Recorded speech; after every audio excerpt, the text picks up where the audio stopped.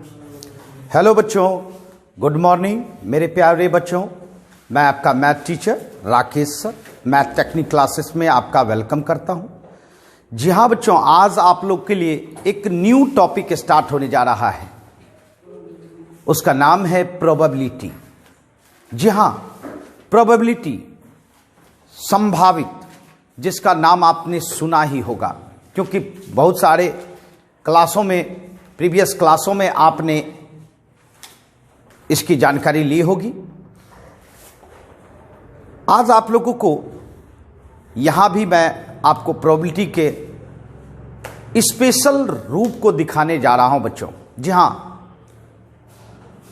सबसे पहले तो मैं थोड़ी चर्चा करूंगा कि प्रोबेबिलिटी है क्या, उसके फंडामेंटल नॉलेज के बारे में भी बताऊंगा, क्या होना चाहिए बेसिक नॉलेज। तो जानिए प्रोबेबिलिटी क्या है। प्रोबेबिलिटी किसी भी चीज को, किसी भी इवेंट को पॉसिबिलिटी के रूप में बताता है बच्चों। कितना पॉसिबल है और कितना पॉसिबल नहीं है, और वो चीज बताता है जो कि मैंने जिसके बारे में कहना, जिस इवेंट के बारे में कहना पॉसिबल नहीं है। जी हां, अनसर्टेन चीज, अनसर्टेन मतलब समझते हैं, वो चीज, वो इवेंट जो रैंडमली हो, अचानक हो। जैसे कि आप लोग क्रिकेट देखते होंगे, सुनते होंगे। क्रिकेट में क्या होता है बच्चों, लास्ट बॉल तक भी ये नहीं कहा जाता है कि वो विनर है। अनसर्टेन प्ले है बच्चों। क्रिकेट या कोई भी प्ले अनसर्टेन होता है। कभी कभी देखे होंगे कि एक बॉल बचा हुआ है और एक बॉल है 6 रन जीतने के लिए या 7 रन जीतने के लिए।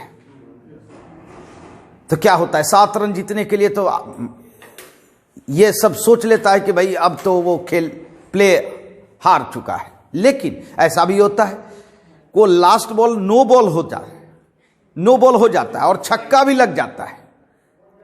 ठीक है, अब बताओ कि कितना रन हो गया। नो बॉल भी हो गया और 6 भी हो गया बच्चों, है ना। एक बॉल और एक्स्ट्रा रह गया।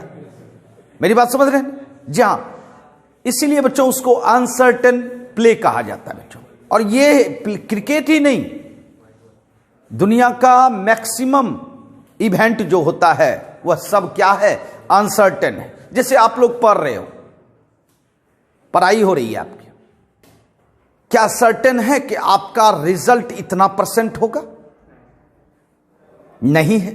ये क्या है, अनसर्टेन है।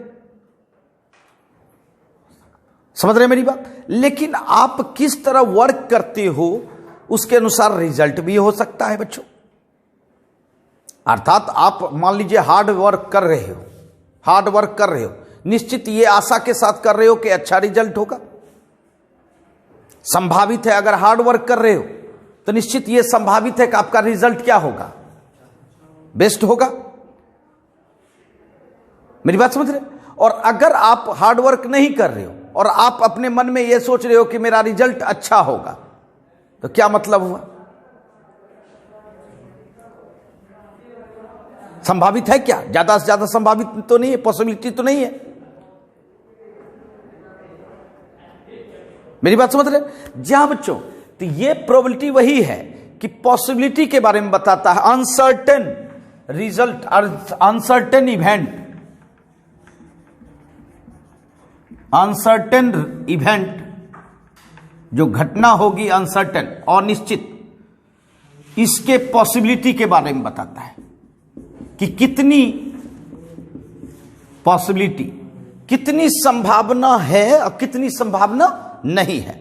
तो मैथमेटिक्स क्या करता है, मतलब प्रोबेबिलिटी क्या करता है, इस संभावना को डिजिट में ले आता है।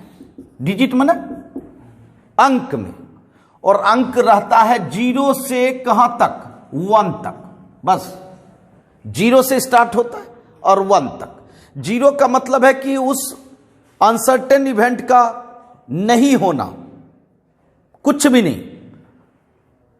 और 1 का मतलब श्योर, माने यह अनसर्टेन इवेंट होगा ही, निश्चित है।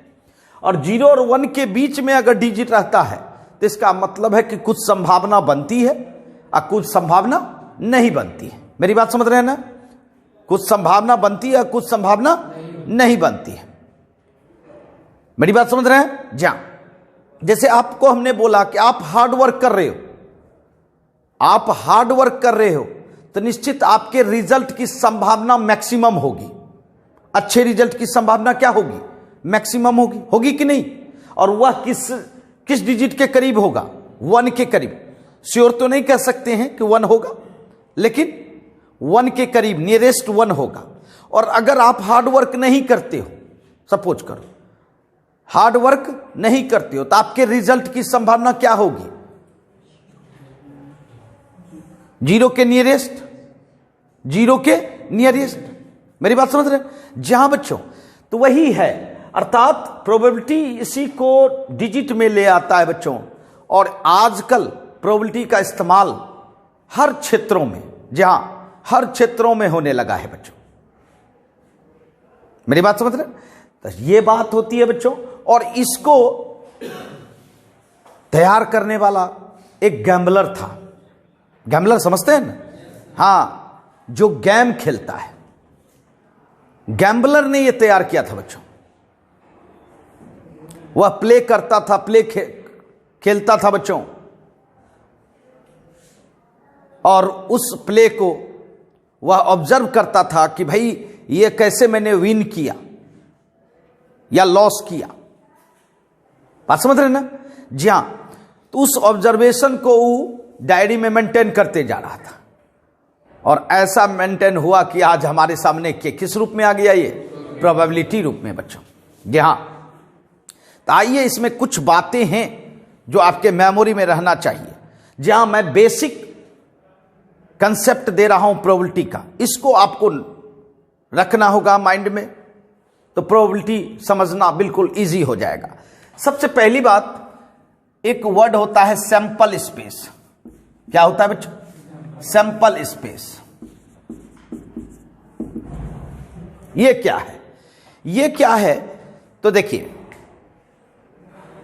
क्या है ये? अनसर्टेन, कोई भी चीज अनसर्टेन, माने रैंडमली अगर कोई वर्क करते हैं तो उसमें जो सब इवेंट हो सकता है, उस सभी इवेंट का कलेक्शन कहलाता है सैंपल स्पेस। जैसे कि मैं एक कॉइन्स को टॉस करूं, क्या सब इवेंट हो सकता है? बता सकते हैं? हेड हो सकता है या टेल हो सकता है। इसके कलेक्शन को कहा जाता है सैंपल स्पेस। इसके कलेक्शन को क्या बोलता है? Sample space. मेरी बात समझ रहे हैं? जी हां। दूसरा, मान लीजिए 2 कॉइन्स टॉस किए, 2 कॉइन्स टॉस किए, क्या सब इवेंट हो सकता है? HH, HT, TH, TT, 4 event हो सकता है। इसके कलेक्शन को क्या कहा जाता है? Sample space. मेरी बात समझ रहे हैं? जी हां। तो मैं आपको सैंपल स्पेस बताऊंगा, सैंपल स्पेस बनाने के लिए सिखाऊंगा, क्योंकि ये इंपॉर्टेंट बात है बच्चे। आइए, सैंपल स्पेस हम लोग बनाने जा रहे हैं कॉइन का। किसका? कॉइन का। Sample space of a coin, of a नहीं कहिए, कॉइन कहिए। कॉइन का सैंपल स्पेस किसका बनाएंगे? कॉइन का। अब देखिए, कॉइन में अगर आप एक कॉइन को टॉस करेंगे, टॉस, एक कॉइन को टॉस करेंगे तो क्या सैंपल स्पेस बनेगा? Head and tail. इसका कलेक्शन ही सैंपल स्पेस का लगता है, जिसको कैपिटल एस से डिनोट करते हैं बच्चों। किससे? कैपिटल एस से।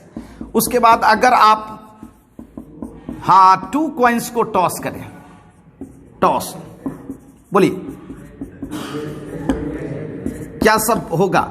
Head head, head tail, tail head, tail tail. यही ना 4 संभावना बनेगी बच्चों। अर्थात नंबर ऑफ सैंपल स्पेस कितना हो गया? Number of member in sample space 4, इसमें 2। अच्छा, उसके बाद अगर कहें इफ 3 कॉइन्स आर टॉस, अगर आप 3 सिक्के को टॉस करोगे क्या संभावना व्यक्त करोगे, है ना, हेड हेड हेड, तीनों हेड लिए, उसके बाद एक टेल ले लीजिए, समझिएगा एकदम सिंपल वे में, तीनों हेड लिए, इसको सजाइए, तो इसका सजावट कुछ और दूसरा तो नहीं हो सकता है। अब 2 हेड एक टेल लिए, अब इसको पहले अरेंज कीजिए, head tail head, tail head head, 3 संभावना होगी। अब 2 टेल लेते हैं, टेल टेल हेड और एक हेड, इसको अरेंज कीजिए, क्या होगा, ये होगा, 3 संभावना। अच्छा, अब तीनों टेल लीजिए, एक ही होगी, बताइए कितना हुआ, 8।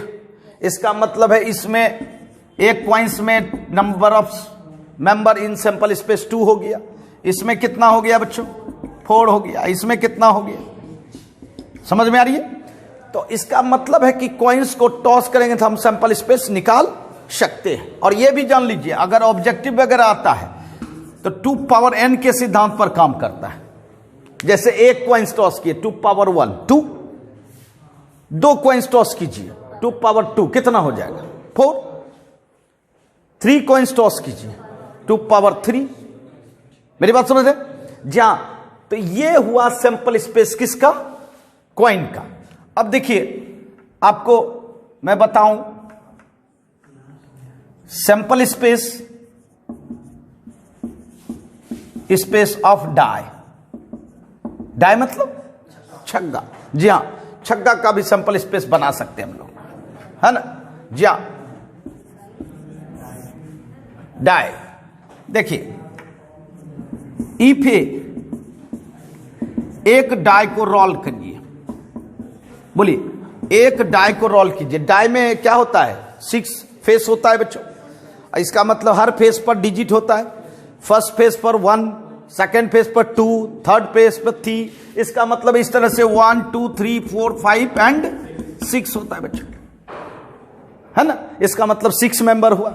अच्छा, उसके बाद अगर आप 2 डाइस, जी हाँ, डाई का प्लूरल फॉर्म होता है डाइस, है ना, 2 डाइस आर रोल्ड, अगर 2 डाइस रोल करेंगे तो देखिए तो 1 2 3 4 5 6, अब फिर 1 2 3 4 5 6, अब इसका दोनों का क्रॉस कॉम्बिनेशन करेंगे। देखिए 1 से कीजिए पहले, 1 1 1 2 1 3 1 4 1 5 1 6, ठीक है, 1 से सबका कॉम्बिनेशन किया, समझ में आ रही है, कोई दिक्कत। उसके बाद किससे करेंगे, 2 से, 2 1 2 2 2 3 2 4 2 5 2 6, और इसी तरह आप सबका कर सकते हैं, 3 से 4 से 5 से, और लास्ट कर देते हैं 6 से, 6 तो बताइए 6 इसमें है 1 से, 6 2 से, 6 3, तो इसका मतलब कितना हो जाएगा 36। जी हाँ, इसका मतलब है कि अगर 2 डाइस में बनता है तो कितना बनता है 36, यही 3 डाई रहेगा 216, बिल्कुल। ये देखिए, ये भी आपको, आप ऑब्जेक्टिव के लिए ये सिद्धांत अप्लाई कर सकते हैं, 6 पे पावर n, 1 डाइस रहेगा तो 6 पे पावर 1 दीजिए 6 हो जाएगा, 2 डाइस रहेगा 6 पे पावर 2 दीजिए 36 हो जाएगा, 3 पावर 3 दे सकते हैं 3 डाई के लिए, मेरी बात समझ रहे। तो जी हाँ, कॉइन्स का एंड डाई का आपने सैंपल स्पेस निकाला, मेरी बात समझ, जहां ये आपको जरूरत होगी। चलिए नोट करते हैं और हम लोग सैंपल स्पेस जानेंगे बच्चों। हाँ तो बच्चों, हम लोगों ने अभी कॉइन एंड डाई का सैंपल स्पेस बनाया, बट उतना दूर ही नहीं, अब आगे भी आप सैंपल स्पेस टेक्निकल विधि से निकालेंगे, और वो आपने सुना होगा परमुटेशन एंड कॉम्बिनेशन। आइए, जी हाँ, सैंपल स्पेस बनाएंगे बाय किसके द्वारा, परमुटेशन के द्वारा। अब परमुटेशन के द्वारा कब बनाना पड़ता है जानिए, परमुटेशन का मतलब है जहां आपको सजावट की बात हो, अरेंजमेंट की बात हो, वहां परमुटेशन लगाना चाहिए। अरेंजमेंट है ना। जैसे मान लीजिए दो व्यक्ति हैं ए बी, इस दो व्यक्ति को अरेंज करना है। कैसे अरेंज करोगे? दो व्यक्ति को दो तरह से अरेंज कर सकते हैं, एक ए बी और दूसरा क्या बी ए। कर सकते हैं कि नहीं? दो व्यक्ति को दोनों को अरेंज करना है तो क्या कर सकते हैं? ए बी एंड बी ए। कितना अरेंजमेंट हुआ? दो। इसका हम परमुटेशन से निकाल सकते हैं। ये तो हमने अरेंज करके दिखाया आपको, लेकिन परमुटेशन से आप नंबर ऑफ अरेंजमेंट बता सकते हैं कि दो होगा। अभी तीन व्यक्ति हैं ये देखिए ए बी सी, तीन व्यक्ति हैं, समझ रहे? इसको अरेंज करना है। कितने तरह से अरेंज कर सकते हैं? पहला ए बी सी और ए फर्स्ट स्थान पर है और बी सी सेकेंड थर्ड है। एक ए को रहने दीजिए फर्स्ट स्थान पर, इसको सी बी बना सकते हैं। तो A B C A C B. उसके बाद फिर बी को लाइए फर्स्ट स्थान पर, बी ए सी बी सी ए। उसके बाद देखिए सी को लाइए फर्स्ट स्थान पर, सी ए बी सी बी ए। क्या और हो सकता है? नहीं हो सकता है बच्चों। इसका मतलब कितना अरेंजमेंट हो गया? 6 2 2 2 6 अरेंजमेंट। तीन व्यक्ति था, तीनों को अरेंज किए। अब इसी तरह अगर संख्या बढ़ती जाएगी तो शायद हम लोग अरेंजमेंट करके तो नहीं देख सकते, अरेंजमेंट करके नहीं देख सकते। इसीलिए परमुटेशन आया बच्चों। जो काम इम्पॉसिबल है वो काम कर देता है। अर्थात number of arrangement of r things out of n different things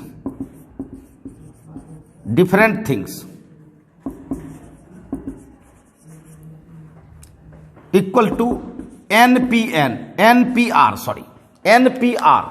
मतलब समझिए आपके पास एन डिफरेंट थिंग्स है और उसमें से कितना अरेंज करना है आपको? आर थिंग्स अरेंज करना है। तो क्या करना चाहिए? एनपीआर। माने जैसे यहां हमने कहा कि दो व्यक्ति है, दोनों को अरेंज करना है तो 2p2। समझ रहे हैं? तीन व्यक्ति है, तीनों को अरेंज करना है, क्या लिखते? 3p3।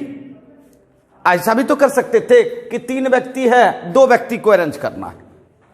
तीन व्यक्ति है, दो व्यक्ति को अरेंज करना है, क्या सब होता है? ए बी बी ए, फिर बी सी सी बी, ए सी सी ए। कितना अरेंजमेंट ई भी होता? ई भी 6 होता। ये दो व्यक्ति का लिया और ये कितना व्यक्ति का लिया? 3 व्यक्ति का लिया। मेरी बात समझ रहे? अर्थात ये जो आर है इस एन के अंदर ही होना चाहिए। मतलब आर का मान लेस देन इक्वल टू कितना? एन होना चाहिए। 3 व्यक्ति है, आप एक व्यक्ति को भी अरेंज कर सकते हैं, दो व्यक्ति को भी अरेंज कर सकते हैं एक बार में, और 3 व्यक्ति को भी अरेंज कर सकते हैं। बट 4 व्यक्ति को अरेंज नहीं कर सकते क्योंकि आपके पास 3 ही है, 4 कहां से लाइए? समझ रहे? इसको जो है अगर फैक्टोरियल इसके रिजल्ट से तोड़िएगा तो factorial n by factorial n minus r होता है। Factorial n by factorial n minus r. But ये हम लोग इसके थ्रू नहीं तो एक्सपेंड करते हैं। छोटा टेक्निक लगा दीजिए। देखिए क्या एनपीआर, शॉर्ट टेक्निक। एनपीआर को एक्सपेंड करना है, रिजल्ट निकालना है तो एन को डिक्रीजिंग ऑर्डर में, घटते क्रम में आर बार लिखिए। क्या लिखेंगे? N into n minus 1 into n minus 2 into कहां तक? R times. कहां तक लिखना है? और इसका प्रोडक्ट जो होगा वही रिजल्ट देगा। ये समझ में आ रही है? जैसे कि मैं कहूं, ध्यान दीजिएगा, 2 व्यक्ति हैं, 2 व्यक्ति में अगर हम 2 व्यक्ति लेते हैं, 2 व्यक्ति में 2 व्यक्ति को अरेंज करते हैं तो क्या लिखना है? 2 को कितना बार? 2 बार, डिक्रीजिंग ऑर्डर में। 2 इंटू 1 कितना रिजल्ट हो गया? 2 हो गया। देखिए 2 निकला है। समझ में आ रही है? अच्छा, 3 व्यक्ति है, 3 व्यक्ति में आपने कितना लिया था? एक बार 2, तो 3p2 लिख सकते हैं। 3 व्यक्ति में कितना व्यक्ति आपने अरेंज किया है? 2, एक बार में 2 ही लिया है तो ये क्या निकालेंगे? 3 को कितना बार 2 बार, तो 3 इंटू 2 कितना हो जाएगा 6। फिर इसमें क्या लिया था, 3 व्यक्ति में तीनों व्यक्ति को लिया था, क्या लिख सकते हैं 3p3, 3p3। तो 3p3 का मान बताइए, 3 को 3 बार डिक्रीजिंग ऑर्डर में, 3 इंटू 2 इंटू 1 कितना रिजल्ट हुआ 6। देखिए 6 आया। मेरी बात समझ रहे हैं? अगर आपके पास 5 व्यक्ति है, सपोज कीजिए 5 व्यक्ति है, A B C D E। देखिए 5 व्यक्ति में आपको हम कहें कि 5 व्यक्ति में एक व्यक्ति को अरेंज करना है, कर सकते हैं ना एक व्यक्ति। 5p1, 5p1, 5 को कितना बार 1 बार, मतलब कितना अरेंजमेंट होगा 1, 5। फिर 5 में से हम कहें कि 2 ही व्यक्ति को अरेंज करना है, 5p2, इसका मान बताइए। 5 को डिक्रीजिंग ऑर्डर में 2 बार लिखिए, 5 इंटू 4 कितना हो जाएगा 20। मेरी बात समझ में आ रही है? कहेंगे 5 व्यक्ति में 3 व्यक्ति को अरेंज करना है, 5p3, 5 को 3 बार लिखिए, 5 इंटू 4 इंटू 3 कितना होगा अरेंजमेंट 60। मेरी बात समझ रहे हैं ना? समझ में आ रही है? अच्छा 4 व्यक्ति है, 5 को 4, 5 4 3 2। देखिए 4 गिनती में आया, 5 चौक 20, 4 दूनी 120। अब 5 में से 5 को लेना है, 5 इंटू 4 इंटू 3 इंटू 2 इंटू 1 120। समझ में आ रही है मेरी बात? समझ में आ रही है? ये हुआ शॉर्टकट तरीका। ऐसे तो रिजल्ट ये रिजल्ट होता है इसका, आपने परमुटेशन में पढ़ा ही होगा, लेकिन इस रिजल्ट का प्रयोग हम लोग नहीं करते क्योंकि कम टाइम लगाना है, तो कैलकुलेशन हम इस तरह से कर सकते हैं। समझ रहे हैं? और ये भी जान लें NP0 का मान 1 होता है बच्चों। NP0 का मान 1। NP0 का मतलब जैसे 5p0, 0 का मतलब है कोई लेवे नहीं किए, किसी को अरेंजमेंट नहीं करना है, 1। मेरी बात समझ रहे हैं? जी हाँ। तो ये होता है परमुटेशन के द्वारा अरेंजमेंट। इसको कहते हैं हम लोग कि परमुटेशन से अगर अरेंजमेंट करना है तो आपको परमुटेशन से निकालना हो। किससे निकालना होगा? परमुटेशन से। मेरी बात समझ रहे हैं ना? जी हाँ। जैसे कि किसी व्यक्ति का नाम है, सपोज कीजिए राम, RAM, राम होता है ना।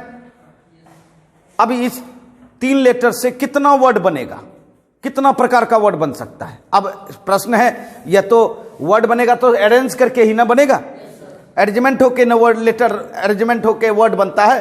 तो 3 है, 3 में से तीनों को लिखना है। 3p3 कितना होगा, 3 इंटू 2 इंटू 1 कितना होगा?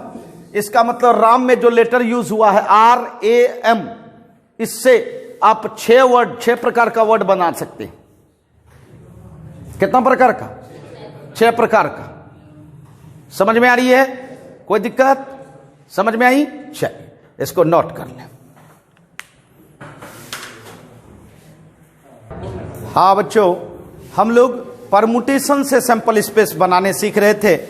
अब आइए हम लोग नंबर 4 देखें, जो कि प्रोबेबिलिटी में काफी यूज होता है बच्चों। Sample space by combination. जी हां, परमुटेशन का ही भाई है कॉम्बिनेशन।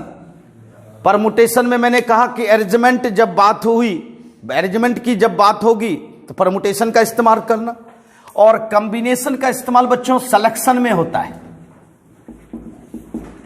किसमें? सिलेक्शन। सिलेक्शन मतलब क्या होता है? चूज करना। जैसे कि आप लोगों में अगर हम एक मॉनिटर बनाना चाहें तो मान लीजिए 50 स्टूडेंट हैं, उसमें एक सेलेक्ट करना है, तो कितना प्रकार का सिलेक्शन हो सकता है? मेरी बात समझ रहे हैं ना?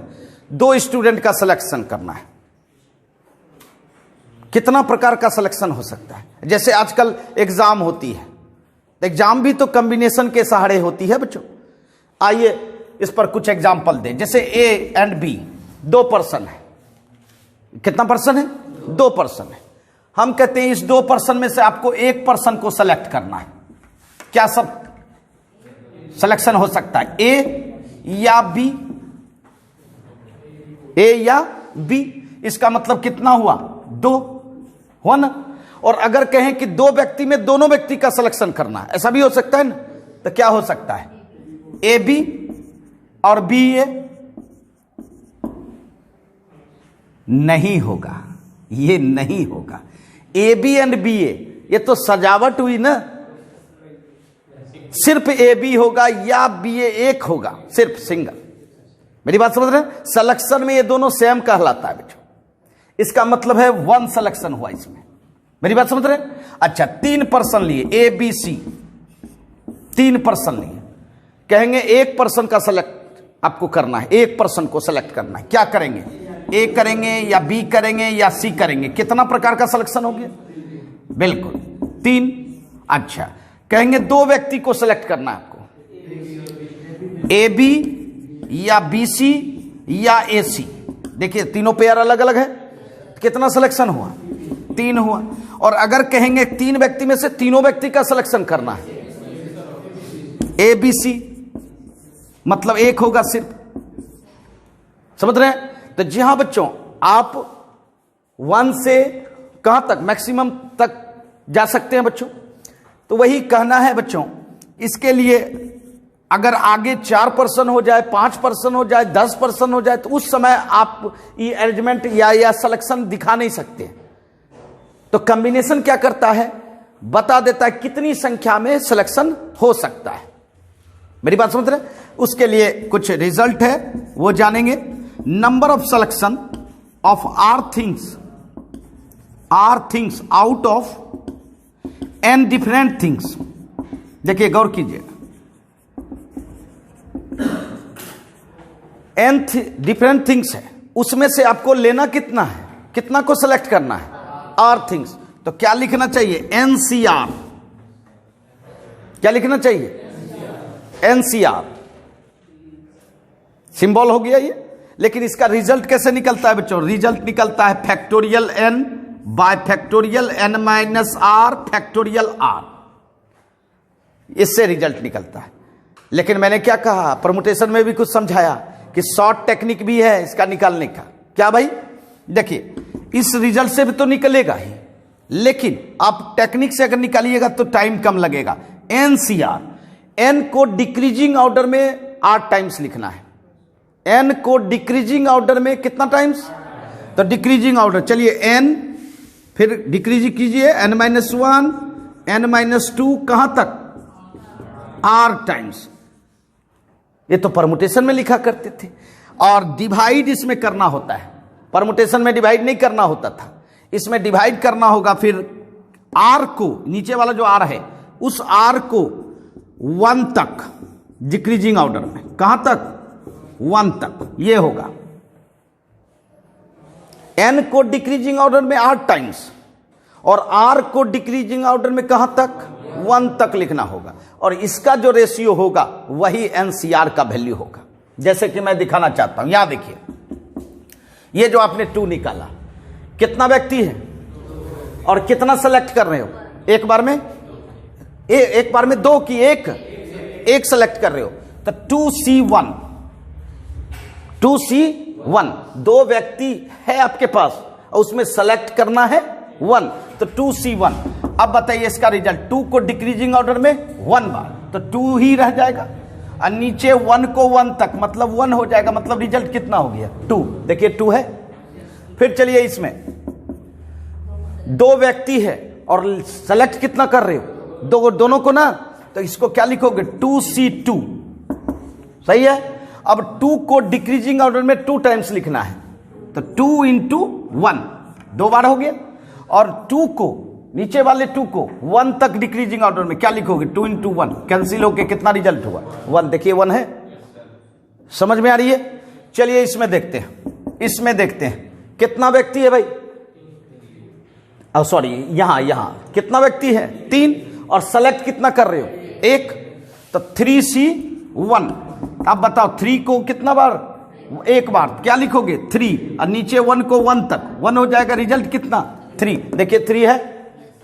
समझ में आ रही है? चलिए इसमें देखते हैं, 3 व्यक्ति है, ले रहे हो कितना? 2। एक बार में 2 ले रहे हो, इसका मतलब 3C2। अब बताओ 3 को डिक्रीजिंग ऑर्डर में कितना बार लिखोगे? 2 बार लिखोगे। 3 × 2, और 2 को कहां तक ले जाओगे? 1 तक। 2 इंटू 1, देखिए कैंसिल हुआ, कितना रिजल्ट हुआ है? क्या समझ में आ रही है? चलिए यहां देखिए 3 व्यक्ति है और कितना सेलेक्ट कर रहे हो एक बार में? तीनों को ना, एक बार में तीनों को सेलेक्ट कर रहे हो, तो क्या होगा? 3C3। चलो 3 को कितना बार डिक्रीजिंग ऑर्डर में? 3 बार। 3 इंटू 2 इंटू 1, और नीचे देखिए 3 को कहां तक? 1 तक। कैंसिल, कितना? 1। देखिए 1। समझ में आ रही है मेरी बात? अभी यहां आपको कहेंगे 5C2 का मान बताओ, क्या बताओगे? 5 को कितना बार करोगे? 2 बार। 5 इंटू 4, 2 बार हो गया। नीचे 2 को 1 तक, 2 इंटू 1 कितना होगा? 10। इसका मतलब 5 व्यक्ति में 2 व्यक्ति को सेलेक्ट कर रहे हैं, तो कितना प्रकार का सिलेक्शन होगा? 10। मेरी बात समझ रहे हैं? अभी आप 50 स्टूडेंट हो, है ना, 50, और उसमें से आपको एक स्टूडेंट सेलेक्ट करना है, क्या करोगे? 50C1, क्या होगा? 50C1। अब बताओ 50 में से एक, तो 50/1 कितना हो गया? इसका मतलब 50 तरीका है, 50 तरीका। अगर कहते 50 में से 2 का सिलेक्शन करना है एक बार में, कितना बहुत सारा पेयर बनता? क्या संभव है? नहीं संभव है, लेकिन कॉम्बिनेशन के द्वारा सब संभव है। 50C2 क्या होता? 50C2, इसका वैल्यू 50 इंटू 49, 2 ही बार ना, और 2 इंटू 1 बताओ 25, मल्टीप्लाई कर दोगे, हो जाएगा कि नहीं? 25 मल्टीप्लाई 49। मेरी बात समझ रहे हो? जी हां। तो ये ऐसा काम करता है जो कि असंभव है ना, लेकिन यह सब क्या करता है? संभव करता है बच्चों। तो हमेशा याद रखें, परमुटेशन का यूज अरेंजमेंट में और कॉम्बिनेशन का यूज सिलेक्शन में। जहां भी सिलेक्शन की बात होगी कॉम्बिनेशन का इस्तेमाल करेंगे। मेरी बात समझ रहे? अच्छा, कभी कार्ड खेले हैं क्या, या देखे हैं क्या? कार्ड है ना, देखे हैं ना। तो चलिए, कार्ड का सिलेक्शन जो है ना, कॉम्बिनेशन से होता है, तो उसको वो भी जानेंगे बच्चों। चलिए पहले नोट कर लें। हाँ, तो बच्चों हम लोग कॉम्बिनेशन के द्वारा सैंपल स्पेस निकाल रहे थे बच्चों, बट इसका यूज हम लोग कार्ड में ज्यादा करते हैं। तो आइए सबसे पहले कार्ड की जानकारी ले लें। बताइए प्लेइंग कार्ड कितना होता है? बिल्कुल 52। जी हाँ, 52 कार्ड होता है बच्चों, है ना। इसमें कितने कलर होते हैं? 2 कलर होते हैं। कौन सा कलर? रेड, हाँ, एंड ब्लैक। रेड कितना होता है बच्चों? 26। और ब्लैक कितना होता है? 26, है ना। अब देखिए, ये रेड जो है 2 सूट में डिस्ट्रीब्यूट होता है बच्चों, है ना। 2 सूट में, क्या सब? डायमंड, है ना, और हार्ट, लालपान, और इसको ठिकरी कहते हैं आप लोग। इसका 13 और ये भी 13, है ना, तब ना 26 होगा बच्चों। उसके बाद ब्लैक को भी 2 सूट में डिस्ट्रीब्यूट करते हैं बच्चों। क्लब, है ना, क्लब 13 और स्पेड 13, माने कालापान एंड चिड़िया। ये 4 प्रकार का, अगर आपसे पूछा जाए कि कितना प्रकार का सूट होता है बच्चों, क्या जवाब देंगे? 4 प्रकार का कार्ड हुआ ना। डायमंड हुआ, हार्ट हुआ, क्लब हुआ एंड स्पेड हुआ, है ना। अब इसमें देखिए कि कौन सब डायमंड है, तो 13 जो कार्ड है वो कौन सब कैटेगरी में आता है। फिर हार्ट में कौन सब कैटेगरी आता है बच्चों, क्लब में कौन सब कैटेगरी आता है, एंड स्पेड में कौन सब कैटेगरी आता है, बताइए। डायमंड में बच्चों किंग होता है, के से डिनोट होता है, किंग, है ना, और क्वीन, है ना, क्यू से डिनोट करते हैं बच्चों। उसके बाद आपका आता है जे, जैक, जोकर नहीं, गुलाम होता है बच्चों जैक। उसके बाद एक्का, है, एक्का क्या होता है? ए। उसके बाद आपका 10 होता है, 9 होता है, 8 होता है, कहां तक होगा? 2 तक होगा, कहां तक होगा? 2 तक होगा बच्चों। इसी तरह हर्ट में भी होता है, के, क्वी, जैक, एक्का, कहां तक? 2 तक। फिर इसमें भी के, क्यू, यहां भी स्पेड में भी, समझ रहे हैं मेरी बात? अब देखिए ध्यान दीजिएगा, इस 3 कार्ड में फेस बना हुआ रहता है बच्चों, किंग में, क्वीन में, जैक में, है ना? ये तीनों में फेस बना हुआ रहता है, इसीलिए इसको कहा जाता है फेस कार्ड। क्या बोला जाता है बच्चों? Face card. पहले इस एक्का को भी फेस कार्ड में काउंट किया जाता था बच्चों, बट अब इसको नहीं काउंट करता है, बस 3। अब बताइए नंबर ऑफ फेस कार्ड कितना हो गया? 12 नंबर ऑफ फेस कार्ड, क्योंकि सब में 3-3 होगा ना। तो जी हां, और ये बताइए कि नंबर ऑफ किंग बताइए कितना होता है? 4। अच्छा ये बताइए कि रेड कार्ड में किंग कितना होता है? 2। मेरी बात समझ रहे हैं? जा, तो ये सब ध्यान रखना है। और इसमें देखिए, जैसे मान लीजिए कॉम्बिनेशन का इस्तेमाल करते हैं। किसका इस्तेमाल करते हैं? कॉम्बिनेशन का। जैसे कि एन कार्ड माने 52 कार्ड है, और उसमें से आपको जितना भी कार्ड सेलेक्ट करना है 52 CR लिखेंगे। 52 CR, मान लीजिए आपको एक कार्ड ड्रॉ करना है तो 52 C1, 2 कार्ड ड्रॉ करना है 52 C2, 3 कार्ड ड्रॉ करना है 52, समझ रहे हैं? अगर कहेंगे कि रेड का किंग ड्रॉ करना है आपको, एक कार्ड, तो रेड में कितना किंग होता है? 2, और उसमें एक किंग लेना है तो 2 C1। बात समझ रहे हैं ना? अगर कहेंगे किंग में 2 किंग लेना है तो किंग तो मतलब 4 किंग हो गया, 4 में से कितना लेना है? 2, तो क्या लिखेंगे? 4 C2। मेरी बात समझ रहे हैं? तो जी हां, कंप्लीट कार्ड में आपको किसका यूज करना है? कॉम्बिनेशन का यूज करना है। कोई परेशानी? समझ गए? चलिए नोट कर लें। आइए बच्चों, हम लोग हर तरीके का सैंपल स्पेस निकालने के लिए सीख गए बच्चों, क्वाइन का, डाई का, और साथ साथ परमुटेशन के द्वारा भी, कॉम्बिनेशन के द्वारा भी, है ना? अब चलते हैं हम लोग इवेंट। इवेंट मतलब घटना। तो आप पहले ही जान चुके हैं कि सैंपल स्पेस में हर इवेंट का कलेक्शन होता है बच्चों। तो जी हां बच्चों, जो भी इवेंट होगा वह सैंपल स्पेस का सबसेट होगा। किसका सबसेट होगा? बिल्कुल, सैंपल स्पेस का सबसेट होगा, क्योंकि सैंपल स्पेस में तो हर इवेंट रहता ही है, उसी का कलेक्शन तो सैंपल स्पेस कहलाता है बच्चों। तो जितनी भी घटनाएं होती है किसी भी एक्सपेरिमेंट का, वह सभी घटनाएं क्या कहलाती है? इवेंट कहलाती है बच्चों, जिसको कि हम लोग सिंबल देते हैं E, और सबसेट ऑफ किसका? S। इसका मतलब यह कह सकते हैं कि a set which is subset of sample space, ऐसा सेट जो कि सबसेट हो किसका? सैंपल स्पेस का, वह कहलाता है आपका इवेंट। जैसे कि मैं बताना चाहूंगा, अगर हम एक क्वाइंस को टॉस करते हैं तो क्या आता है? हेड टेल आता है ना बच्चों। अब देखिए इसका सबसेट क्या सब बनेगा? सबसे पहला सबसेट बनता है 5। 5 का मतलब है ना हेड आया ना टेल आया, कोई मेंबर नहीं है। यह भी सबसेट होता है S का, क्योंकि 5 जो है एम्प्टी सेट, वह सबका सबसेट होता है, पता है ना? जी हाँ, ये एक इवेंट हो गया। और दूसरा मान लीजिए हेड आया, क्या यह भी सबसेट है कि नहीं? तीसरा टेल आया, क्या यह भी सबसेट है कि नहीं?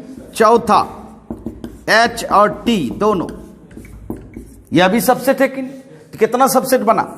4। इसका मतलब 4 प्रकार का इवेंट बन सकता है। इसका मतलब है जो किसी भी सेट का, किसी भी सैंपल स्पेस का जितना सबसेट बनेगा, और आपने सेट थ्योरी में पढ़ा होगा 2 पावर n के सिद्धांत पर काम करता है बच्चों। किसी भी सेट का सबसेट 2 पावर n, जैसे 2 मेंबर है तो 2 पावर 2 कितना हो जाएगा? 4। देखिए 4 बना। इसी तरह अगर हम आपको कहें कि दो कॉइन्स को टॉस करें, हेड टेल करें, तो क्या बनेगा भाई? Head head, head tail, tail head, tail tail. अब कहेंगे कि बताओ कि इसका कितना सबसेट बनेगा? जितना सबसेट बनेगा उतना इवेंट बनेगा। तो सबसेट कितना? 4 मेंबर है, 2 पावर 4, मतलब कितना होगा? 16। 2 पावर 4 कितना बनेगा? 16। तो अब देखिए 16 बहुत सारा बन सकता है। पहला तो 5 होगा ही, दूसरा मान लीजिए हेड हेड बनाए, 2 हेड चाहिए, तीसरा टेल टेल चाहिए, समझ रहे हैं जी? हाँ, तो इस तरह से कितना बना सकते हैं? 16। मेरी बात समझ रहे हैं? 16 में क्या होगा? सब आ जाएगा, H H, H T, T H, T T, यह भी सबसेट होता है। 5 भी सबसेट होता है, खुद अपना भी सबसेट होता है। जान लीजिए, हमेशा याद रखिए, 5 एवरी सेट का सबसेट होता है और एवरी सेट इटसेल्फ सबसेट। कोई भी सेट अपने आप का क्या होता है? सबसेट होता है। तो इसका देखिए 4 मेंबर बना, 4 मेंबर का कितना सबसेट बन गया? 2 पावर 4, 16। मेरी बात समझ रहे हैं जी? हाँ, जैसे कि हम डाई करते, सपोज कीजिए S इक्वल टू डाई करते 1 2 3 4 5 एंड 6, 6 मेंबर है। बताओ इसका कितना सबसेट बनेगा? 2 पावर 6, 64, मतलब 64 इवेंट बनेगा। तो 64 इवेंट, पहला तो 5 बनेगा, है ना? उसके बाद मान लीजिए 1 सिंगल सिंगल बनेगा, सिंगल सिंगल 6 को बनेगा, फिर डबल बनेगा, फिर ट्रिपल बनेगा, फिर 4 से बनेगा, 5 से बनेगा, फिर 6 से बनेगा। इस तरह से हम लोग जा सकते हैं कहां तक? 64 तक। 64 में टोटल आ जाएगा। समझ में आ रही है? इस तरह से क्या बनता है बच्चों? इवेंट बनता है। जी हां, बस ये देखना है कि आपका सैंपल स्पेस में है कि नहीं है। जो आप इवेंट ले रहे हो वह सैंपल स्पेस में रहना चाहिए, तभी ना वह सबसेट होगा, अदरवाइज सबसेट तो नहीं होगा। जी हां, तो सैंपल स्पेस में इवेंट हमेशा मौजूद रहता है। ठीक है, इसको हम लोग इवेंट कहते हैं। चलिए नोट कर लें। हाँ, तो बच्चों हम लोग इवेंट को समझ रहे थे, क्या होता है इवेंट। बट इवेंट जो है वह मेनली 2 तरह का मिलता है सैंपल स्पेस में। क्या भाई? एक इवेंट जो आपको चाहिए, जैसे मान लीजिए एक कॉइन्स को टॉस किए, आपको हेड चाहिए। क्या चाहिए? हेड। तो जो आपको चाहिए उसको कहा जाता है अकुरेंस ऑफ इवेंट। क्या चाहिए? उसको कहते हैं हम लोग अकुरेंस ऑफ इवेंट, होने वाला जो आपको चाहिए। और दूसरा ऐसा भी तो सैंपल स्पेस में है कि जो नहीं चाहिए आपको, वो कहलाता है नॉन अकुरेंस ऑफ इवेंट। मेरी बात समझ रहे? अब जैसे मान लीजिए आप पढ़ रहे हो, आपको चाहिए कि भाई आपका रिजल्ट बेस्ट हो। सैंपल स्पेस में तो दोनों चीज है, बेस्ट भी हो सकता है, बेस्ट नहीं भी हो सकता है। तो आपको जो चाहिए बेस्ट रिजल्ट, वो हुआ अकुरेंस ऑफ इवेंट, और जो आपको नहीं चाहिए वो क्या हुआ? Non occurrence of event. मेरी बात समझ रहे? इंडिया और ऑस्ट्रेलिया के बीच मैच हो रही है, निश्चित आप इंडियन हो तो चाहोगे कि इंडिया का प्लेयर जीते, विन करे। तो आपको क्या चाहिए? आपको क्या चाहिए कि इंडिया का प्लेयर क्या करे? मैच जीते। तो ऐसा भी है ना सैंपल स्पेस में कि इंडिया हार भी सकता है बच्चों, हार सकता है कि नहीं? क्योंकि अनसर्टेन प्ले है। जो आप चाहते हैं जरूरी नहीं कि वो हो ही जाए।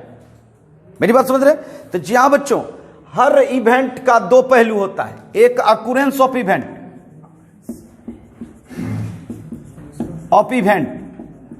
और एक होता है non occurrence of event. Non occurrence of event समझिएगा। अकुरेंस ऑफ इवेंट को हमेशा हम लोग सिंबल के रूप में देते हैं इस तरह से, ई, एफ, ए, बी, ये सब। और नॉन अक्यूरेंस जो नहीं चाहिए, जस्ट अपोजिट, जो आपको चाहिए उसको इससे सिंबल देते हैं बच्चों, और नहीं चाहिए उसको हम लोग ई कंप्लीमेंट देते हैं बच्चों। जैसे ई आपको चाहिए और ई डैश क्या हुआ, नहीं चाहिए, ई नहीं चाहिए। अच्छा, ए एफ, एफ का नॉन अक्यूरेंस क्या सिंबल दीजिएगा, एफ डैश, मतलब एफ नहीं चाहिए आपको। ए का ए डैश, बी का बी डैश, ये हुआ। और ये बात जान लीजिए, अक्यूरेंस और नॉन अक्यूरेंस को अगर मिला दिया जाए, मतलब ई और यूनियन ई डैश किया जाए, तो किसके बराबर हो जाएगा, सैंपल स्पेस के बराबर हो जाएगा, सैंपल स्पेस के बराबर हो जाएगा। मेरी बात समझ रहे? जैसे एक एग्जांपल लेते हैं, एक कॉइन्स को टॉस किए, हेड टेल हुआ बच्चों, हेड टेल। अगर हम कहें कि ये बताओ कि आपको क्या चाहिए, तो निश्चित अगर आप ये कहते हो द इवेंट गेटिंग हेड, आपको हेड चाहिए, क्या चाहिए आपको, हेड, तो निश्चित आपका होने वाला इवेंट कौन हुआ, हेड। और नहीं होने वाला क्या हुआ, the event getting not head, मतलब क्या हुआ बच्चों, टेल। अगर दोनों का यूनियन किया जाए, यूनियन, तो क्या होगा, एच टी, अर्थात किसके बराबर हो गया, सैंपल स्पेस के बराबर होगा, हुआ कि नहीं। जैसे कि एक और एग्जांपल लें, डाई में 1 2 3 4 5 6, और मैं पूछूं कि बताओ आपको क्या चाहिए, तो आप कहोगे कि इवन डिजिट चाहिए, क्या चाहिए, इवन डिजिट। तो इसका मतलब इवन क्या हो सकता है, 2 4 6 हो सकता है ना। और क्या नहीं चाहिए, ऑड, इसका मतलब है ई डैश क्या हो जाएगा, 1 3 5। अगर दोनों को कंबाइंड किया जाए, यूनियन किया जाए, कितना होगा, 1 2 3 4 5 6, होगा कि नहीं, किसके बराबर होगी, सैंपल स्पेस। तो जी हाँ बच्चों, एक सैंपल स्पेस में दोनों पहलू होता है, एक जो आपको चाहिए और एक जो नहीं चाहिए, इसीलिए दोनों का यूनियन सैंपल स्पेस के बराबर होता है। मेरी बात समझ रहे हैं जी हाँ। तो ये कहलाता है बच्चों इवेंट। चलिए नोट कर लें। हाँ तो बच्चों, हम लोगों ने प्रोबेबिलिटी निकालने के लिए या प्रोबेबिलिटी को जानने के लिए जो इंपॉर्टेंट बात थी वो जान गए बच्चों, कि पहला तो सैंपल स्पेस जानना था और दूसरा इवेंट। अब चलिए हम लोग प्रोबेबिलिटी निकालें। प्रोबेबिलिटी मैंने आपको समझाया था, प्रोबेबिलिटी किसी भी अक्यूरेंस ऑफ इवेंट को डिजिट में कन्वर्ट करता है, डिजिट में बताता है। जैसे आप लोगों ने मैथमेटिक्स में परसेंटेज पढ़ा होगा, उसी तरह यह डिजिट में बदलता है। और डिजिट क्या बदलता है बच्चों, 0 से कहां तक, 1 तक, 0 से 1 तक। तो आइए जाने कैसे निकालना है। किसी भी एक्सपेरिमेंट का सबसे पहले सैंपल स्पेस निकालना चाहिए। क्या निकालना होगा, sample space of an experiment. Experiment समझे, जैसे कॉइन्स टॉस किए, डाई को रोल किए, कार्ड खींचा आपने, ये सब क्या है, एक्सपेरिमेंट ही है बच्चों। एस जानना है। उसके बाद आपको क्या चाहिए, किस तरह का इवेंट चाहिए, वो आपका अक्यूरेंस ऑफ इवेंट कहलाएगा। वो क्या कहलाएगा बच्चों, जी हाँ, तो ये आपको चाहिए occurrence of event, occurrence of event, होने वाला। ठीक है, आपको इसी का प्रोबेबिलिटी चाहिए, क्योंकि यही आपका इवेंट है, तो निश्चित इसी का प्रोबेबिलिटी चाहिए। तो जी हाँ बच्चों, सबसे पहले तो इसमें आपको काउंट करना होगा कितना मेंबर है, number of member in S, sample space में। और इवेंट में भी यह जानना होगा कि कितना मेंबर है आपका, कितना मेंबर है किसमें, इवेंट में। और तब आप प्रोबेबिलिटी निकाल सकते हैं किसका, अक्यूरेंस ऑफ इवेंट का। इसको बोला जाता है प्रोबेबिलिटी, पी को बोला जाता है बच्चों probability of occurrence of event, occurrence of event E. मतलब इवेंट ई का आपको क्या चाहिए, प्रोबेबिलिटी चाहिए। तो ये क्या होता है बच्चों, ई में जो मेंबर है अर्थात नंबर ऑफ मेंबर, और एस में जो मेंबर है नंबर ऑफ एस का रेशियो कहलाता है प्रोबेबिलिटी। मेरी बात समझ रहे हैं, number of E by number of S, इसके रेशियो को ही हम लोग कहते हैं बच्चों अक्यूरेंस ऑफ इवेंट का प्रोबेबिलिटी। जैसे कि एक छोटा सा एग्जांपल, एक कॉइन्स को टॉस कर रहे हो, हेड टेल, बताओ इसमें मेंबर की संख्या कितनी है? 2 है। मेंबर की संख्या 2 है। और मैं कहूं कि आपको क्या चाहिए, तो आप कहोगे हेड चाहिए। टेल भी कह सकते हो, ऐसा नहीं है ना। हेड चाहिए, तो इसकी संख्या कितनी है? 1। अगर कहेंगे हेड का प्रोबेबिलिटी बताओ, तो क्या होगा? NE/NS, मतलब 1/2 होगा कि नहीं? या अगर कहें कि आप 2 कॉइन्स को टॉस करो, क्या सब बन सकता है बच्चों? Head tail, head tell. कितना बनेगा? HH, HT, TH, TT बनेगा ना। और मैं कहूं कि भाई हमको जो है एटलीस्ट 1 हेड इवेंट चाहिए। क्या चाहिए हमको? At least 1 head. एटलीस्ट का मतलब क्या होता है? कम से कम, है ना। इसका मतलब है, हमने आपको टेक्निक बताया था, एटलीस्ट मतलब ग्रेटर देन समझना है। क्या समझना है? ग्रेटर देन, मतलब किससे ग्रेटर देन? 1 से ग्रेटर। 1 हेड चाहिए ना, 1 से ग्रेटर देन। 1 या 1 से ग्रेटर। बताइए 1 हेड वाला कौन है? बताइए। HT और TH, है ना। और फिर 1 से ज्यादा हेड क्या है? 2। तो 2 हेड वाला कौन है? HH। कितनी संख्या हुई इसकी? 3। इसका प्रोबेबिलिटी क्या होगा बताओ? 3/4 का NS कितना है बच्चों? 4 है। NS कितना है? 4 है। और इवेंट कितना हुआ? 3, तो 3/4 हो गया। समझ रहे हैं? यही कहते हैं एटमोस्ट 1 हेड। एटमोस्ट 1 हेड, इसका मतलब क्या हुआ? Less than 1 head. तो 1 या 1 से कम, तो 1 हेड वाला कौन हुआ? HT, TH। और 1 से कम TT, ये भी 3/4 होता, ये भी 3/4 होता। कहते एग्जैक्टली 2 हेड। एग्जैक्टली 2 हेड मतलब 2 हेड ही वाला चाहिए। तो 2 हेड वाला तो एक ही है ना, तो 1/4 हो जाता। मेरी बात समझ रहे? कहते एग्जैक्टली 1 हेड वाला प्रॉपर्टी चाहिए। बताइए, HT, TH दोनों होता ना, तो 2/4 हो जाता। समझ में आ रही है? जा, तो ये होता है प्रोबेबिलिटी निकालने का तरीका। हाँ, तो बच्चों इस तरह से हम लोग प्रोबेबिलिटी निकालते हैं। अब इसकी कुछ बातें माइंड में रखना चाहिए ऑब्जेक्टिव वगैरह में। जैसे कि सबसे पहली बात, किसी का भी प्रोबेबिलिटी बच्चों अंकों में कहां से कहां तक होता है? 0 से लेके कहां तक बच्चों? 1 तक। मैंने बताया ना कि डिजिट में लाता है बच्चों। अक्यूरेंस ऑफ इवेंट का प्रोबेबिलिटी 0 से 1 तक। अब जानिए, इसमें अगर कहें कि 0 प्रोबेबिलिटी है किसी इवेंट का, इसका मतलब क्या हो गया? इम्पॉसिबल, या पॉसिबल नहीं है, अर्थात इम्पॉसिबल।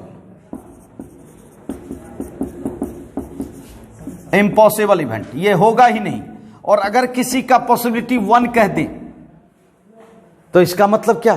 पक्का होगा ही, है ना, श्योर होगा ही। जा, श्योर इवेंट। और अगर 0-1 के बीच में हो, कुछ संभावना बनेगी होने की और कुछ संभावना नहीं हो। समझ रहे हैं? ये होता है बच्चों। उसके बाद देखिए, अगर हम कहें कि P का मतलब होता है probability of occurrence of event. Occurrence of event. और अगर P' की बात करें, अभी समझाए थे आपको इवेंट में, E' का मतलब क्या हुआ? जो आपको चाहिए वो नहीं होना चाहिए। चाहिए में E है और नहीं चाहिए में E', अर्थात probability of non occurrence of event. नहीं चाहिए, ये नहीं चाहिए। जानिए, तो मैंने आपको समझाया था बच्चों, अक्यूरेंस और नॉन अक्यूरेंस को दोनों को मिलाते हैं, सैंपल स्पेस के बराबर होता है। तो इसका मतलब है कि probability of E plus probability of E' अगर किया जाए तो वह किसके बराबर हो जाएगा? 1 के बराबर हो जाएगा। किसके बराबर? क्योंकि यह भी जान लें कि ये जो, अगर हम कहें कि सैंपल स्पेस का ही प्रोबेबिलिटी निकाला जाए तो वह किसके बराबर होगा? 1 के। और फाई का प्रोबेबिलिटी निकाला जाए किसके बराबर होगा? 0 के। किसी सैंपल स्पेस का ही प्रोबेबिलिटी निकाला जाए तो वह किसके बराबर होता है? 1 के। श्योर हो गया ना, सैंपल स्पेस में जितना भी इवेंट है सब आपका इवेंट बन गया है ना। तो वही देखिए, probability of E plus probability of E dash बराबर क्या होगा 1, ये दोनों का सम। इससे फायदा क्या होगा, अगर आपके पास मान लीजिए अकुरेंस है, ध्यान देना, अननोन अकुरेंस नहीं है, तो आप 1 माइनस कर सकते हैं। और कभी कभी क्या होता है, अकुरेंस नहीं है, अननोन अकुरेंस है, तो अब कैसे निकालोगे, प्रोबेबिलिटी ऑफ ई बराबर 1 minus probability of E dash. कर सकते हो कि नहीं, मेरी बात समझ रहे हैं जी हाँ। तो ये कहलाता है आपका अकुरेंस और नॉन अकुरेंस का कॉम्बिनेशन।